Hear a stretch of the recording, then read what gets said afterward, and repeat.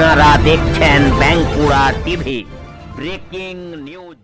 Bankura TV YouTube চ্যানেলে আপনাদের স্বাগতম। আজ এই বাঁকুড়া টিভি ইউটিউব চ্যানেলে আমি এই চ্যানেলের chief editor the tiger journalist দাদা উত্তম দে তুলে ধরছি শিলিগুড়ির একটি গুরুত্বপূর্ণ ব্রেকিং নিউজ। শিলিগুড়িতে সাংবাদিক বৈঠকে মুখ্যমন্ত্রীর বিরুদ্ধে তীব্র আক্রমণ শুভেন্দু অধিকারী, এবং এই সাংবাদিক বৈঠকে শুভেন্দুর মুখে শোনা গেল বা উঠল উত্তরবঙ্গ বঞ্চনার অভিযোগ। এই খবর আপনারা দেখতে থাকুন একমাত্র বাঁকুড়া টিভির পর্দায়। যে বাঁকুড়া টিভি প্রতিবাদী মানুষের কণ্ঠস্বর, প্রতিবাদী আম জনতার কণ্ঠস্বর। যে বাঁকুড়া টিভি চোখে চোখ রেখে কথা বলে, যে বাঁকুড়া টিভি মেরুদণ্ড সোজা রেখে কথা বলে, যে বাঁকুড়া টিভি টাকার বিনিময়ে বিক্রি হয় না, যে বাঁকুড়া টিভি কাউকে ভয় পায় না, বুকের ছাতি ফুলিয়ে খবর করে সেই বাঁকুড়া টিভিতে। আমি তো আবেদনকারী। শনিবার কোর্ট খুলে মহামান্য কোর্ট যে আবেদন গ্রহণ করে ফ্যাক্ট ফাইন্ডিং কমিটি করেছে তার 1 নম্বর অ্যাপ্লিকেন্ট আমি।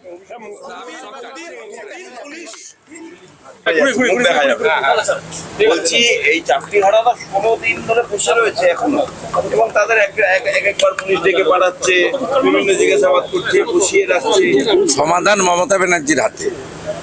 আপনি কালকেও সুপ্রিম কোর্টে যারা গেছিল র্যাঙ্ক জ্যাম্প নিয়ে, তার অর্ডার দেখেছেন। শুক্রবারও আরেকটা কেস আছে। স্ট্যান্ড তো খুব ক্লিয়ার।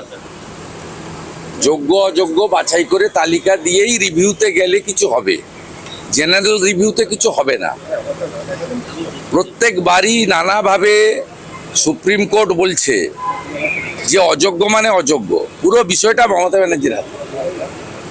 এবং কালকে পরশুদিন প্রাইমারি হিয়ারিংয়ে দেখেছেন এজি কি বলেছে বেনিয়ম মানে দুর্নীতি নয়। বেনিয়ম আর দুর্নীতি এটা তো সমার্থক, সবাই জানে। সরকারের এজি বলছে দাঁড়িয়ে, আপনারা তো সবচেয়ে বড় ইস্যু ধরছেন না। 7ই মে উচ্চ মাধ্যমিকের রেজাল্ট বেরিয়েছে, ভর্তি প্রক্রিয়া বন্ধ হয়ে আছে ওবিসির জন্য। ডিএ, ওবিসি 26,000 আর আসছে প্রাইমারি, এই 4টাতেই পিসি। জাফরাবাদে যে বাবা ছেলেকে খুন করা হলো, কোর্ট নিযুক্ত যে কমিটি এনআইএ বলছে আমি অ্যাপ্লিকেন্ট তো, আমি তো আবেদনকারী। শনিবার কোর্ট খুলে মহামান্য কোর্ট যে আবেদন গ্রহণ করে ফ্যাক্ট ফাইন্ডিং কমিটি করেছে তার 1 নম্বর অ্যাপ্লিকেন্ট আমি।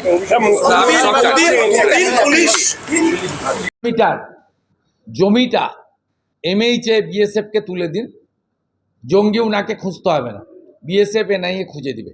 আর উনার রাজ্যে জঙ্গিদের সেফ হোম কতবার প্রমাণ হয়েছে। এই কয়েক মাসের মধ্যে 7 শেখ ধরা পড়েছে মুর্শিদাবাদের হরিহরপাড়ায়। তিনি কে? আনসারুল বাংলা। জাভেদ মুন্সি ধরা পড়েছে ক্যানিংয়ে, কাশ্মীরের টেরারিস্ট। কে ধরেছে? আসাম এসটিএফ ধরেছে, আপনার পুলিশ ধরেনি। কাশ্মীর এসটিএফ ধরেছে, আপনার পুলিশ ধরেনি। आप सभी वरिष्ठ सिलीगुड़ी के पत्रकार भाई बंधुओं का मैं स्वागत करता हूं, और हमारे बीच लीडर ऑफ ऑपोजिशन श्रीमान शुभेंदु दा अधिकारी जी उपस्थित हैं। मैं भारतीय जनता पार्टी के सभी कार्यकर्ताओं की ओर से उनका स्वागत कर। জেনারেল সেক্রেটারি, দার্জিলিংয়ের এমপি কলিগ রাজু বিস্তাকে ধন্যবাদ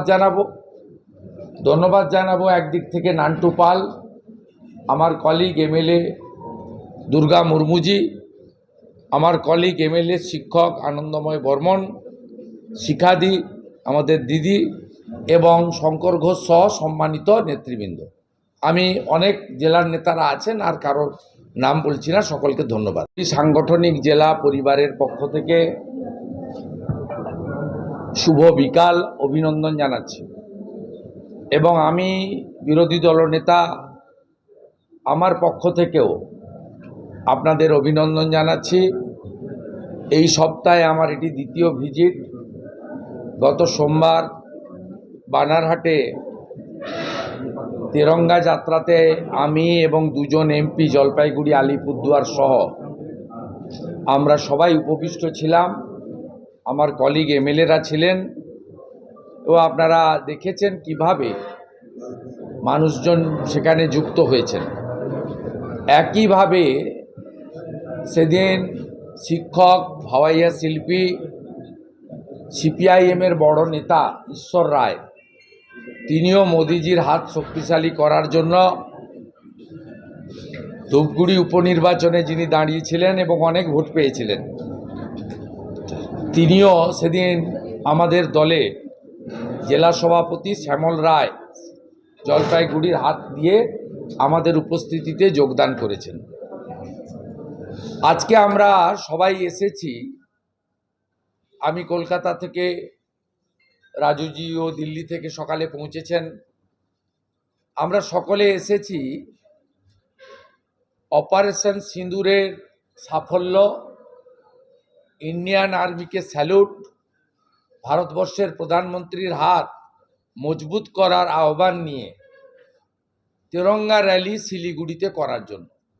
শিলিগুড়ি উত্তরবঙ্গের রাজধানী, উত্তর পূর্বাঞ্চলের গেটওয়ে এবং শুধু রাজ্যের দৃষ্টিতে নয়, জাতীয় আন্তর্জাতিক দৃষ্টিতে শিলিগুড়ি একটি গুরুত্বপূর্ণ নগর।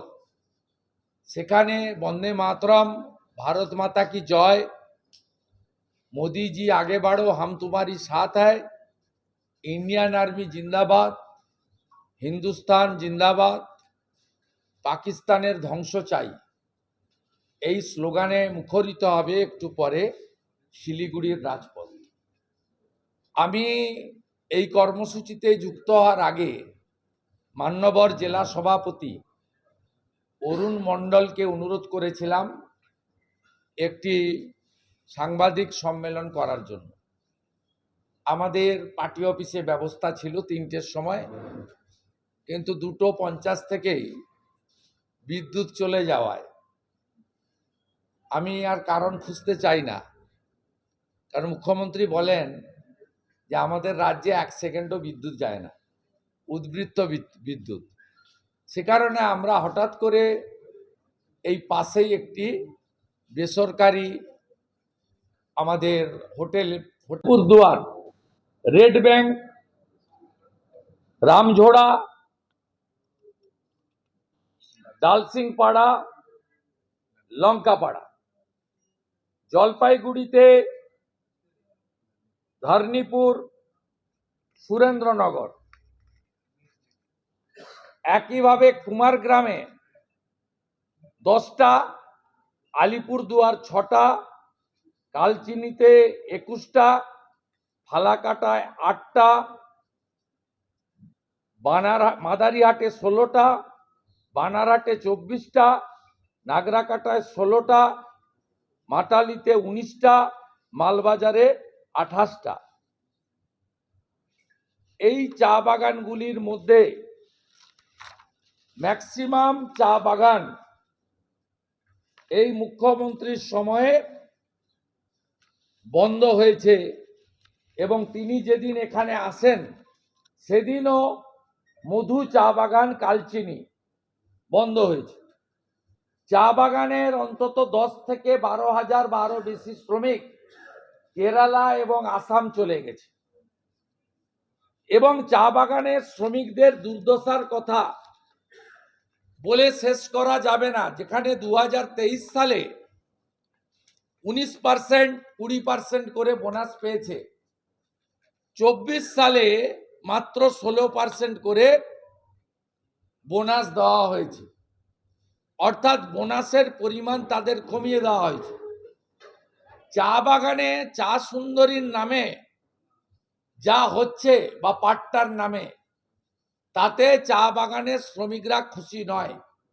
কারণ আগে চা বাগানের যে হাউসিং ছিল, রিপেয়ারিং করার সমূহ খরচ চা বাগানের মালিকদের দিতে হতো।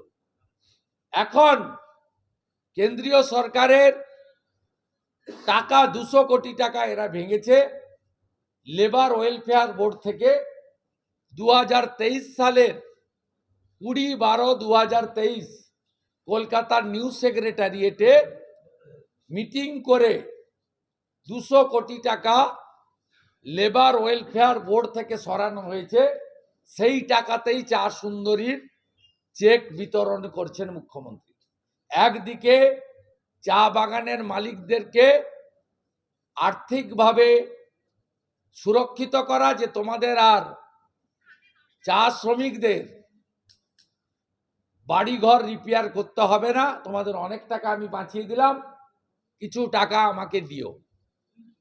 আর বাকিটা চা সুন্দরীর চেক দিলাম, কিন্তু টাকাটা নিলাম লেবার ওয়েলফেয়ার বোর্ড থেকে, যেখানে ভারত সরকার টাকা পাঠায় পশ্চিমবঙ্গে নির্মাণ শ্রমিক, বিড়ি শ্রমিক, অসংগঠিত শ্রমিকদেরকে ওয়েলফেয়ার করার জন্য। তাহলে মাছের তেলে মাছ ভাজা হলো আর বক্তৃতা করলাম। রেশনের কথা আমি যখন বিধানসভায় শ্রমমন্ত্রীকে বলেছিলাম, শ্রমমন্ত্রী বলছিলেন আমরা চাল দিই, আসামের সঙ্গে কম্পেয়ার করছিলেন। এন্টায়ার রেশন পিডিএস সিস্টেম কেন্দ্রীয় সরকারের, জানেন আপনারা, অন্ন সুরক্ষা যোজনা, সেখানকার রেশন দিয়ে পাবলিসিটি নেওয়ার চেষ্টা করছে। চা বাগান ধ্বংস শেষ, এর জন্য দায়ী এই মুখ্যমন্ত্রী। ফালাকাটায় 7 কোটি 16 লাখের অ্যাপ্রোচ রোড, মাদারিহাটের 2 কোটি টাকার সেতু, বীরপাড়া হসপিটালের 9 কোটি 50 শয্যা, এই সব স্কিম আমরা স্টাডি করেছি। এর 90% স্কিমের টাকা জল জীবন মিশনের, ন্যাশনাল রুরাল লাইভলিহুড মিশনের, NRLM এর এবং স্বচ্ছ ভারত অভিযানের। এবং যে বাকি যে টাকাগুলো হেলথে দিয়ে সবই শিলান্যাস, উদ্বোধন নেই, ভোটের জন্য কোনো কাজ 8 মাসের মধ্যে হবে না, সব ভোটের পরে হবে। সেখানে 15th ফিনান্সের টাকাতে এগুলো করেছেন, অর্থাৎ সোর্স হচ্ছে 15th ফিনান্স, ভারত সরকারের 100% টাকা, জল জীবন মিশন 75% কেন্দ্রের, 25% রাজ্যের, স্বচ্ছ ভারত অভিযান 100% সেন্ট্রাল গভর্নমেন্টের, আর rural livelihood mission, national rural livelihood mission, তার 100% টাকা ফ্রম সেন্ট্রাল গভর্নমেন্ট। আজকে তিনি এখানে এইসব মিথ্যে কথা বলে উত্তরবঙ্গে এত দরদ, উত্তরবঙ্গে আমি তো প্রতিবারেই বলি নিউরোলজিস্ট নেই। স্কুল সার্ভিস কমিশনের 2টো অফিস ছিল, একটা মালদায়, একটা শিলিগুড়িতে। এই মুখ্যমন্ত্রী এসএসসির 2টো অফিস এখান থেকে তুলে দিয়েছেন। এই মুখ্যমন্ত্রীর সময় উত্তরবঙ্গে কোনো উল্লেখযোগ্য প্রকল্প যা মানব কল্যাণে লাগেনি, বিশেষ করে হেলথ ক্ষেত্রে ডিজাস্টার। কেউ চিকিৎসা পায় না, কারণ আয়ুষ্মান ভারত চালু নেই। উত্তরবঙ্গে যখনই জমি চেয়েছে ভারত সরকার এইমসের জন্য, তখনই জমি ইনি দিতে রাজি হননি। স্বাভাবিকভাবে উত্তরবঙ্গের প্রতি তার যে বৈরিতা, তার যে একটা বিদ্বেষ, এটা তিনি বারে বারে বলেন। সেই জন্যই তিনি এখানে এইমসের জন্য, ভারত সরকার অনেক দিন ধরে, বর্তমান সরকার, তার আগের সরকার 20 বছর ধরে চিঠি লিখছেন যে ল্যান্ড দাও, ল্যান্ড দাও। আর আয়ুষ্মান নেই, যে 60 লক্ষ পরিযায়ী শ্রমিক বাংলার বাইরে থাকে, তার মধ্যে 22 লক্ষ শ্রমিক হচ্ছে মালদা থেকে কোচবিহার। উত্তরবঙ্গের এই 8টি জেলায় 22 লক্ষ পরিযায়ী শ্রমিক পেটের তাগিদে তারা অন্য রাজ্যে গেছে। এটাই হচ্ছে এই মুখ্যমন্ত্রীর উত্তরবঙ্গের প্রতি মমত্ব এবং কর্তব্যবোধ। আমি একটা ডাটা আপনাকে দেব, দেওয়ার পরে দু একটা প্রশ্ন নিয়ে আমি রাজুজিকে বলতে দেব। আপনি দেখুন, নর্থ বেঙ্গল ডেভেলপমেন্টের যে ডাটা 2019-20 বাজেট অ্যানাউন্সমেন্ট বিধানসভায় 660 কোটি, অ্যাকচুয়াল রিলিজ 446.85%, হচ্ছে 67.70। 2020-21 710 কোটি টাকা বাজেটে ঘোষণা, রিলিজ করলো ফিনান্স 246.08 কোটি, কাজ হলো 34.70। 2021-22 759.70 ঘোষণা, 170.29 কাজ হলো, পার্সেন্টেজ হলো 22.40। কারণ তখন ভোট চলে গেছে, ভোট এলেই কাজের গতি বাড়ে। ভোট শেষ তো 4 বছর উত্তরবঙ্গ পিকচার থেকে আউট। 22-23 782.69 allotment, release 308.33, percentage 39.40। 23-24 মানে লোকসভার ভোট হবে, 807.32 অ্যালটমেন্ট ঘোষণা, অ্যাকচুয়াল রিলিজ 460.88, পার্সেন্টেজ 57.08। 2024-25 যে অর্থবর্ষ সবে মার্চে গেল 445.00 অ্যানাউন্সমেন্ট বাজেট বইতে, বিধানসভায় finance minister, actual release 531.57, percentage 62.90। এইটা হচ্ছে উনার উত্তরবঙ্গ দরদ। দেখুন, দরদি মুখ্যমন্ত্রী 3 দিন ধরে হাঁকলেন, এখানে বস্তা বস্তা কাজ করে দিয়েছে, আর চাইবে না। খগেশ্বর আর চাইবে না, তোমাকে সব দিয়েছি, আর কি চাই, ভর্তি ভর্তি কাজ। এই হচ্ছে তার নমুনা।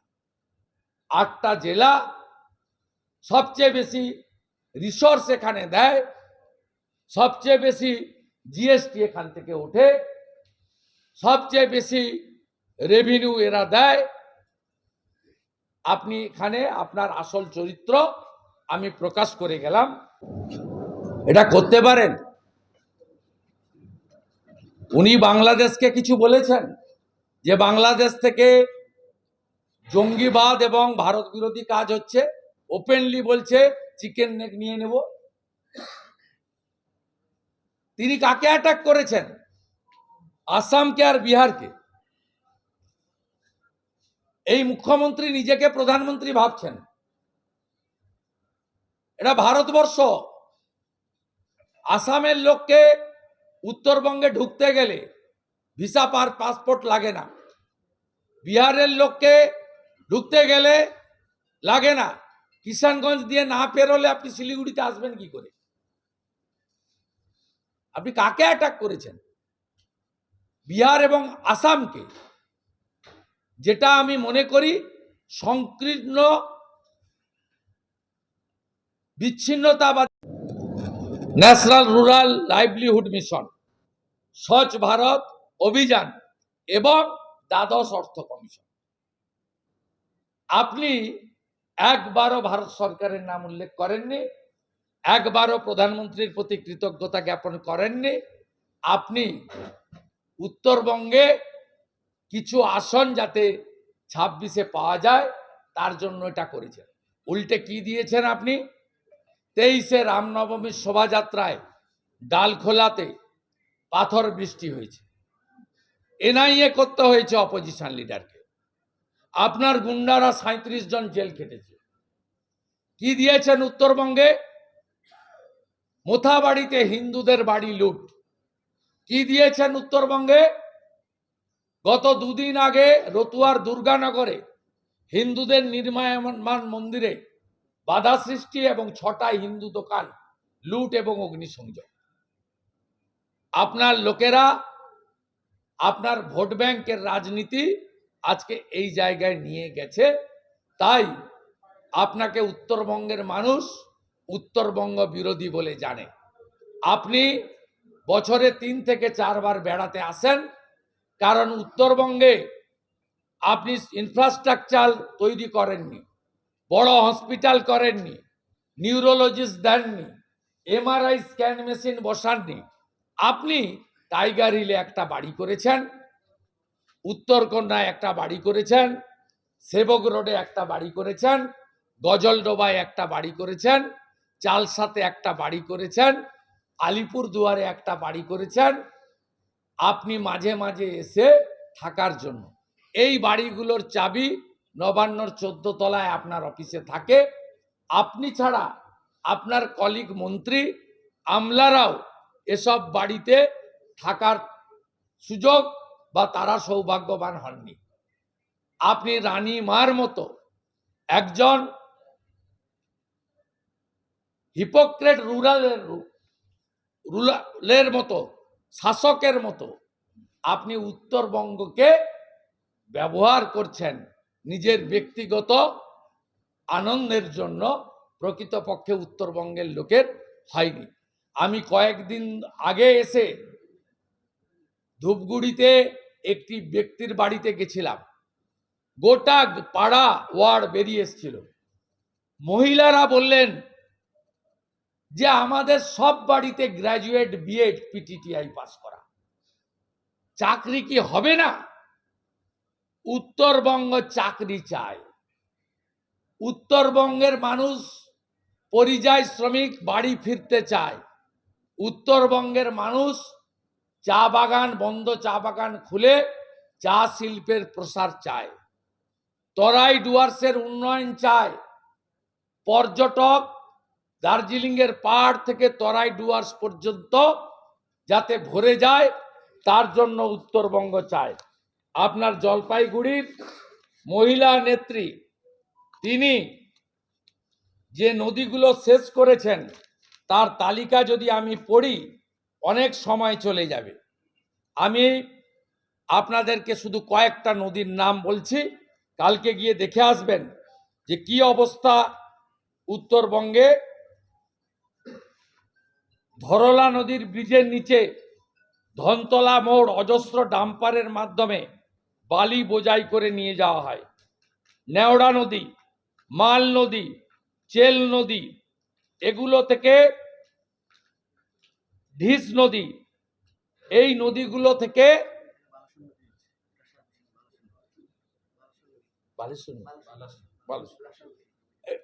এই নদীগুলো থেকে লুট হচ্ছে। এটা জলপাইগুড়ি থেকে আমাকে পাঠিয়েছে ওখানকার জেলা সভাপতি, তিনি এবং তার ভাই লুট চালাচ্ছে। আর একটা কথা বলে শেষ করব, আপনারা ভিন্ন ভিন্ন দল মত হতে পারেন, কিন্তু আমাদের সনাতন বা হিন্দুদের, যারা আমরা সনাতনী বা হিন্দু, ধ্বজের প্রতি সম্মান আছে। আজকে শিলিগুড়িতে মুখ্যমন্ত্রী আসবেন বলে মোদিজির ছবি, আমাদের ছবি সরিয়েছেন, ঠিক আছে, আমাদের ছবি দেখলে পুলিশের চাকরি চলে যাবে। বিজেপির পতাকা সরিয়েছেন, ঠিক আছে, বিজেপি হচ্ছে অনলি থ্রেট মমতা ব্যানার্জির কাছে, বিজেপির পতাকা সরিয়েছেন। আপনি ধ্বজে হাত দিয়েছেন কেন? শ্রী সুধাকর, আপনাকে আমি জানতে চাই আপনি ধ্বজে হাত দিয়েছেন কেন? আমি গতকাল সোশ্যাল মিডিয়ায় পোস্ট করেছি, আপনারা দেখেছেন। আমি আপনাদেরকে এই ছবিটা দেখাচ্ছি, দেখুন দেখুন, জিন্সের প্যান্ট টি শার্ট পরা মাটিগাড়া নকশালবাড়ি থানার পুলিশ কিভাবে গেরুয়া ধ্বজ মুখ্যমন্ত্রী যাওয়ার পর থেকে সরাচ্ছে। গেরুয়া ধ্বজগুলো লাগানো হয়েছিল রামনবমী এবং হনুমান জয়ন্তীর জন্য। এই সরকার শুধু, মুখ্যমন্ত্রী শুধু হিন্দু বিরোধী নন, এই মুখ্যমন্ত্রী এই পুলিশকেও হিন্দু বিরোধী করেছেন। পুলিশেরও মাইন্ডসেট, অ্যাক্টিভিটিসটা এমন তৈরি করেছেন যাতে তারা হিন্দুদের ধ্বজ রাস্তা থেকে সরিয়েছে। আমি শিলিগুড়ি সহ উত্তরবঙ্গের হিন্দুদের প্রতি আবেদন করব, আপনারা এর বদলা সুযোগ পেলে নিন। এই পুলিশ এবং মমতা ব্যানার্জিকে সরাতে গেলে আপনাদের সবাইকে ঐক্যবদ্ধ হতে হবে। ব্রাহ্মণ, ক্ষত্রিয়, বৈশ্য, শূদ্রর নামে আমরা আলাদা আলাদা থাকলে এরা এই ধরনের অত্যাচার সনাতনীদের উপরে চালিয়ে যাবে। তাই যোগীজির কথা বাটেঙ্গে তো কাটেঙ্গে, মোদিজির স্লোগান এক রহেগা তো সেফ রহেগা, এটাই সকলের হওয়া উচিত বলে মিথ্যে কথার ফুলঝুরি ছড়িয়েছেন। সোমবার দিন তিনি কলকাতা থেকে তার নির্দিষ্ট কিছু বিজনেসম্যানদেরকে এখানে নিয়ে এসেছিলেন। সেখানে শিল্প সম্মেলন বা বাণিজ্য সম্মেলনের নামে তিনি যা যা বলেছেন আপনারা দেখেছেন, একটি দিশাহীন কর্মসূচি। এবং আমি ধন্যবাদ জানাবো যে কয়েকটা ব্যবসায়ী সংগঠন কোচবিহার এবং অন্যান্য জায়গায় পৌরসভা, কর্পোরেশন, পঞ্চায়েতগুলোর জুলুমের কথা তুলে ধরেছেন। কেউ বলেছেন নাম পরিবর্তন করার জন্য আগে 2000 টাকা লাগতো, এখন 5 লাখ টাকা নেয়। কেউ বলেছেন আগে ট্রেড লাইসেন্সের জন্য 700 টাকা দিতে হতো, এখন 70,000 টাকা নেয়। কেউ বলেছেন মুখ্যমন্ত্রীকে যে ইলেকট্রিক বিল যা আপনি করে দিয়েছেন তাতে আমাদের এই ছোট ব্যবসা চলবে কি করে। মুখ্যমন্ত্রী বলেছেন ওগুলো রাখুন, শুনবো না, আপনাদের জন্য আমি অনেক করে দিয়েছি। এই সাহস করে যে যে ছোট ছোট ব্যবসায়ীরা, বড়দের তো বলার সুযোগ নেই, কারণ তারা খুব আনন্দে আছে। চা বাগানগুলো বেসরকারীকরণ করে মুখ্যমন্ত্রী তাদের হাতে তুলে দিচ্ছেন। যেমন আগে সিপিএম শুরু করেছিল চাঁদমণির চা বাগান, হর্ষ নেওয়াটিয়াকে তুলে দিয়ে শুরু করেছিল চা বাগানের ধ্বংসের জয়যাত্রা বা শুভযাত্রা বা অশুভ যাত্রা, যে যে ভাষায় তাকে বলতে পারেন। আজকে মুখ্যমন্ত্রী তো গেজেট নোটিফিকেশন করে 30% চা বাগানের, চালু চা বাগানের জমি তিনি তুলে দেওয়ার কথা বলেছেন হোটেল, রেস্টুরেন্ট, বার ইত্যাদি করার জন্য।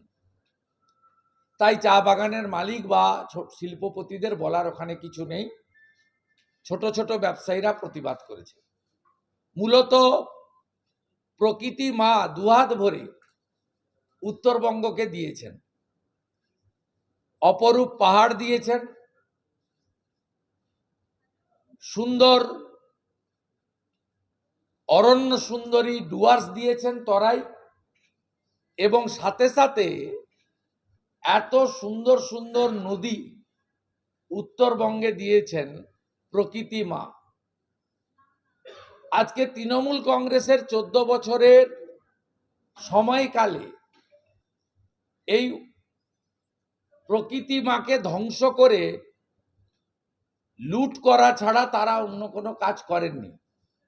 এই মুখ্যমন্ত্রীর সময়ে উত্তরবঙ্গ সবচেয়ে অবহেলিত, বঞ্চিত, নিপীড়িত, শোষিত, লুণ্ঠিত। এই উত্তরবঙ্গে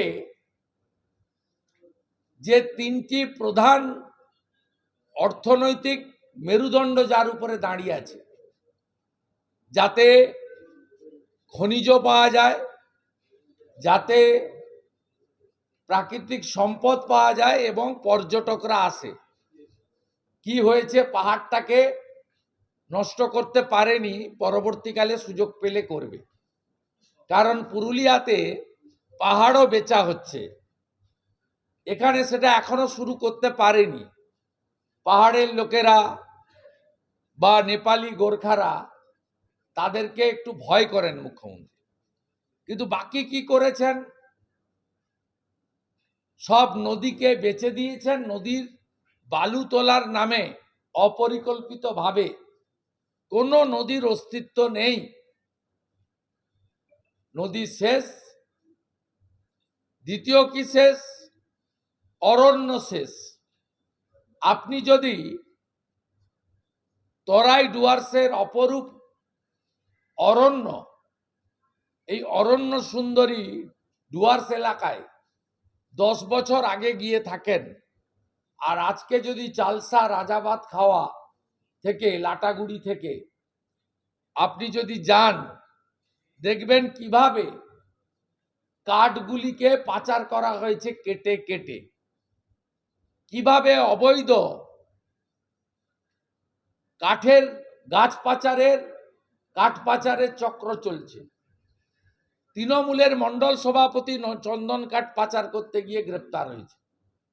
শুধু চন্দন কাঠ নয়, বিষাক্ত সাপ, যার বিষ থেকে অনেক জীবনদায়ী ওষুধ তৈরি হয়, সেই সাপ থেকে শুরু করে বিরল প্রজাতির প্রাণীদের পাচার করতে গিয়েও তৃণমূলের মণ্ডল সভাপতি নেতারা একাধিকবার গ্রেপ্তার হয়েছে। তৃতীয় কি, চা বাগান। চা বাগান তো এই মুখ্যমন্ত্রীর সময়ে কার্যত ধ্বংসপ্রাপ্ত হয়েছে। বন্ধ চা, উনি যখনই আসেন বেড়াতে তখনই বন্ধ চা বাগান একটা করে বন্ধ হয়। এবারে বন্ধ হয়েছে মধু চা বাগান।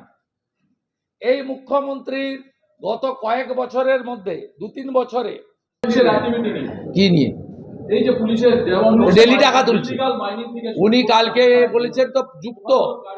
আরে ভাইপোর পিয়ের কাছে টাকা তুলে দেয় আপনার ওই জলপাইগুড়ির সভানেত্রী, ভাইপোর লোকরা টাকা তোলে, আর ভাইপোর টাকা তো আপনার কাছেও যায়। পিসিআর ভাইপো তো আলাদা নয়, ওই জন্য ইউসুফ পাঠানকে ঘাড় ধাক্কা মেরে নিজের ভাইপোকে পাঠিয়েছেন বিদেশে।